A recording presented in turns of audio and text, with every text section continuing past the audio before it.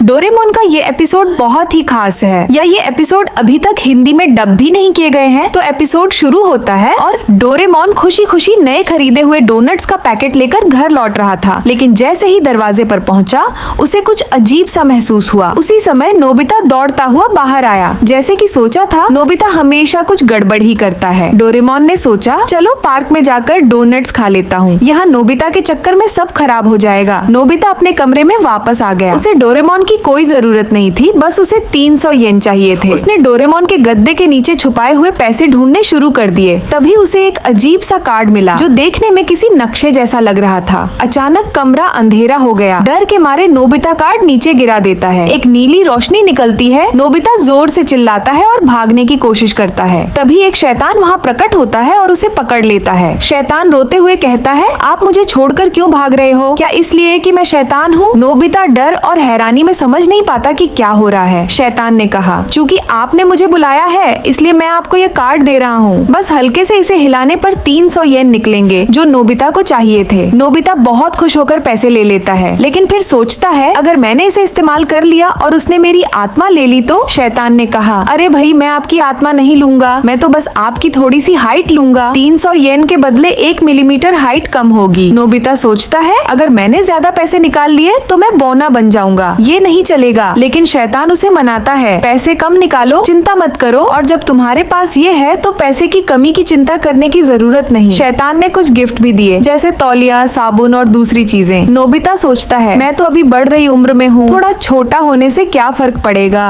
और वह मान जाता है। शैतान खुशी खुशी चला गया, लेकिन उसने नोबिता को याद दिलाया कि रात 12 बजे वह उसकी हाइट लेने आएगा। नोबिता खुद को चेक करता है कि यह सपना है या हकीकत। फिर वह खुशी खुशी कॉमिक्स खरीदने चला गया। डोरेमोन ने नोबिता को नई कॉमिक्स पढ़ते देखा और पूछा, तुम्हारे पास पैसे कहाँ से आए? नोबिता कुछ जवाब दिए बिना भाग गया। रात को नोबिता उत्साह से इंतजार करता है, फिर शीशे में अपनी हाइट चेक करता है, कुछ नहीं बदला था। वह फिर से पैसे निकालने लगा। डोरेमोन ने पूछा, तुम आधी रात को क्या कर रहे हो? नोबिता झूठ बोलकर सोने का नाटक करता है। अगले दिन नोबिता ने ढेर सारी नई कॉमिक्स खरीदी। शिजुका ने हैरानी से देखा और खरीदने के बारे में सोचा। नोबिता ने शिजुका को गिफ्ट देने के लिए तुरंत कॉमिक्स खरीद दी। शिजुका ने मना किया, लेकिन तभी छिपे हुए सूनियो और चाइन सब कुछ देख लेते हैं। वापस जाते समय चाइन ने रास्ते में नोबिता को रोका और उससे स्केटबोर्ड खरीदने के लिए कहा। नोबिता ने कहा, तुम लोग अपने पैसे से क्यों नहीं खरीदते? चाइन गुस्से में बोला, शिजुका के लिए खरीद सकते हो, हमारे लिए नहीं। नोबिता ने फिर से पैसे निकालकर स्केटबोर्ड खरीदा। अब नोबिता को अजीब सपने आने लगे। खाने के समय उसने कम खाना खाया। उसकी माँ को भी लगा कि उसकी हाइट कम हो रही है। डोरेमोन ने उससे हाइट चेक करने को कहा, लेकिन नोबिता भागकर अपने कमरे में गया और कार्ड को ताले में बंद कर दिया। डोरेमोन के हैरान होने पर वह वहाँ से भाग गया। नदी के पास चायन और सूनियो ने फिर उसे रोका। चायन ने किसी का शीशा तोड़ दिया था और सूनियो ने अपनी माँ का महंगा फूलदान। उन्होंने नोबिता को दोषी ठहराया, तुमने हमारे लिए स्केटबोर्ड खरीदा इसलिए ये सब हुआ। नोबिता ने कार्ड निकाला और फिर से पैसे निकाले। उसके पापा ने देखा कि वह पैसे निकाल रहा था। नीचे जाने पर उसके माता पिता खुशी खुशी पैसे निकालने लगे।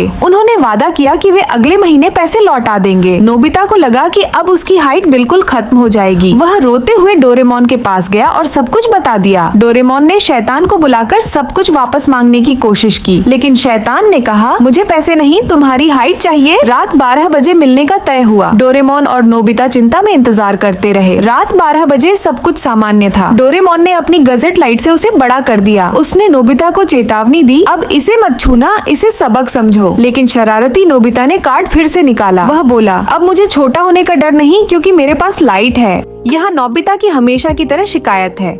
वह डोरेमोन से एक ऐसा गैजेट मांगता है जो ज्ञान और सुने उसे परेशान नहीं कर सके। ओह मेरी गुडनेस, हमें ऐसा गैजेट कहाँ मिलेगा? ये सब इसलिए है क्योंकि तुम उन्हें चिढ़ाते हो। अगर तुम बेवकूफ सवाल पूछना बंद कर दो, सब ठीक होगा। यह सुनकर नोबिता को गुस्सा आता है। उसके बाद वह औरों के गैजेट को बेकार कहता है। मुझे सुनकर ही गुस्सा आता है। डोरेमोन जाने की कोशिश करता है और यह देखकर नोबिता थोड़ा डरा हुआ महसूस करता है, लेकिन फिर भी कड़ा बनता है और कहता है, अगर तुम जा सकते हो तो जाओ, बस वापस मत आना। अब भी गुस्से में वह कहता है कि वह देखना चाहता है कि डोरेमोन के बिना उसका क्या होगा। डोरेमोन असली दुनिया में वापस चला जाता है और यह तय कर लेता है कि वह नोबिता के पास वापस नहीं आएगा जब तक नोबिता माफी नहीं मांगता। बीच में नोबिता बाहर खेलने जाता है, लेकिन ज्ञान और सुनेओ उसे पकड़ लेते हैं, इसलिए वह सीधे घर लौटता है। वह खेलने नहीं जा पाने से दुखी है, तभी उसे डोरेमी मिलती है। डोरेमी उसकी चिंता करने के लिए यहाँ आई है। नोबिता डोरेमी की दयालुता से प्रभावित होता है। वह सोचता है कि डोरेमी डोरेमोन से बेहतर है। वह डोरेमी से मदद मांगने की कोशिश करता है, लेकिन वह उसे मना कर देती है। नोबिता निराश हो जाता है। फिर डोरेमी एक गैजेट लाती है जो उसने बनाया है। यह किस लिए है हमें देखना होगा। इसे केवल एक समस्या बताने की जरूरत है। अगर ये समाधान नहीं कर पाता है तो यह हमें रास्ता देगा। नोबिता अभी भी शिकायत कर रहा है, कृपया मुझे ऐसा गैजेट दो जो हमेशा मुझे परेशानियों से बचा सके। ये वास्तव में बेसिर पैर की बात है। नोबिता इसे आजमाने के लिए तैयार है। वह कुछ ऐसा चाहता है जो उसे ज्ञान की परेशानियों से बचाए। मशीन एक मैनुअल बनाती है और एक गैजेट तैयार करती है जो एक फ्राइंग पैन की टोपी है। ओ बाप रे,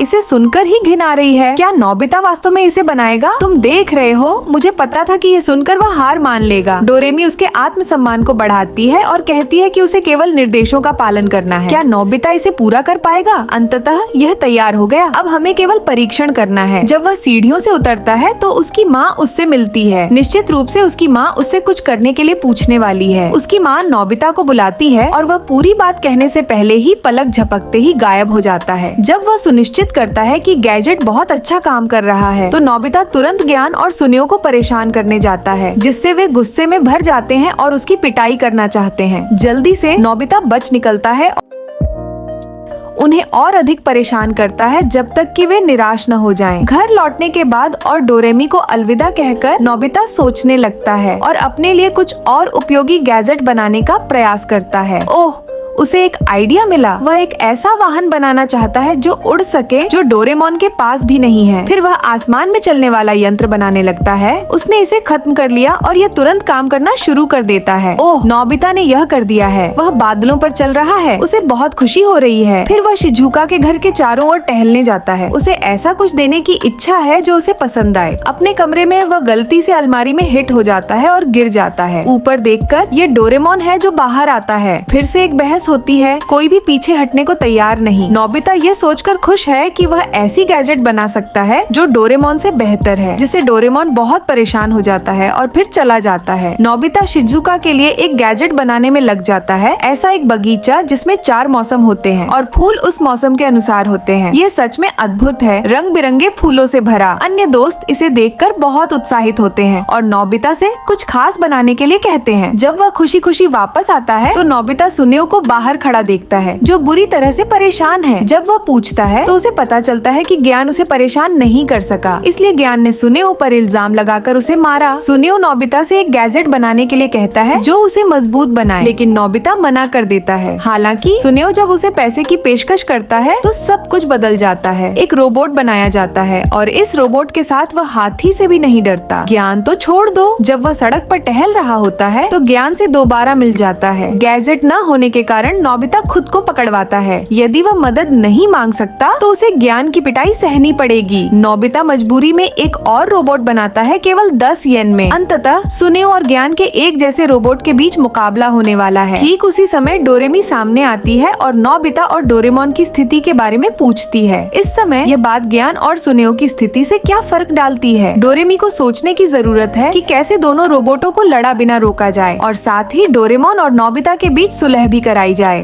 फिर डोरेमोन कहता है कि इंद्रोन को डोरेमोन ही रोक सकता है। वो दोनों वापस घर जाते हैं और डोरेमोन से माफी मांगने के लिए एक गैजेट बनाते हैं। थोड़ी मेहनत और माफी मांगने के बाद डोरेमोन नोबिता को माफ कर देता है और फिर ये सब जियान और सुनियो को रोकने के लिए आते हैं। डोरेमोन कहता है 1 मिनट रुको, मैं अभी आया, और फिर वो जियान और सुनियो की मम्मी को ले आता है। सुनियो और जियान ये देखकर चुप हो जाते हैं और लड़ाई करना बंद कर देते हैं। अंत में नोबिता डोरेमोन से अच्छे से माफी मांगता है और ये दोनों वापस से अच्छे दोस्त बन जाते हैं।